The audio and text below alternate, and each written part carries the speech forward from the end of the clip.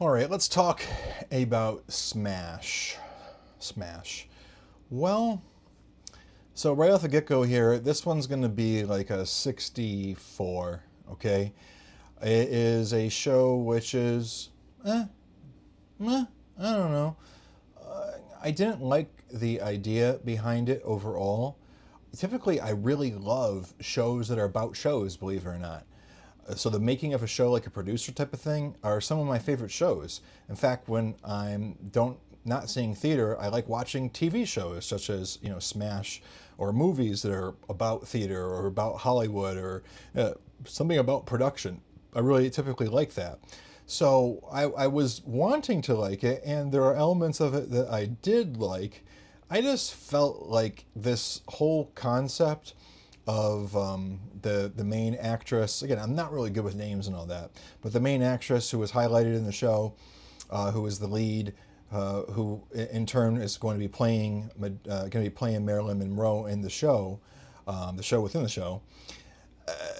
The idea that she was so sweet and she was so nice, and then this lady in black came and just seduced her into becoming wicked using method acting type of principles. Nice idea, but like I couldn't buy it. The whole concept was a little bit too small for me. And if you compare the television show, which had so many depths to it, I feel like that last season where they did this Broadway musical was sort of lackluster. So was the music good? You couldn't really enjoy the music in the way that you wanted to because you knew that it was fake. You didn't get into the emotion behind it because the emotion wasn't sold to you because you were watching them produce a show. And typically, like that type of show is something that you'll still enjoy, but you're not going to be on an emotional roller coaster with the music. The music's just sort of seen as just a song instead of part of the dialogue per se. And this was just a little bit too fluffy for me, where it never had a chance to take off. Is it worthy of having a Broadway stage? No, not really. This is sort of something that was forced, like they buy the rights to it, they want to put something out, the creative team comes together, comes up with a vision, probably realized themselves that this concept just isn't working, but then they had already sank too much money into it and couldn't make a 180.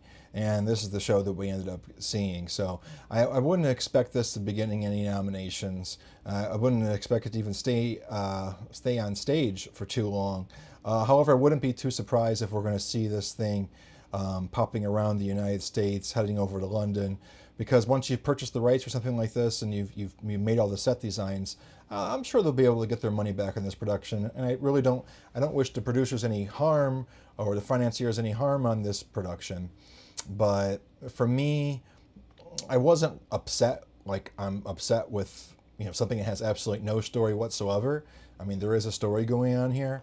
It was just pretty weak. I felt like the moments where we're seeing the projections come in, where they're capturing the influencers' feedback of the show, because there's a moment in the show where you think someone's going to be the main star, and then it turns out that this is one of the inner plots is, will she actually be the main star? And there was she was a little bit overweight, and the primary actress was very beautiful, and fits that headliner look that you would expect.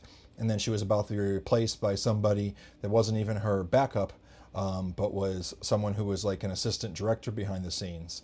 I do think that the acting was pretty well done all across the board. What though? Suspension of disbelief was in effect, and it just wasn't quite enough to make me love this thing.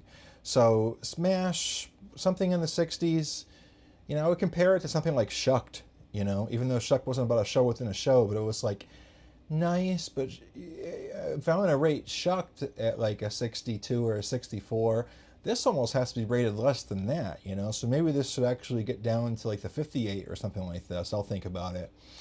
But overall, don't waste your time seeing Smash. You can definitely skip this one.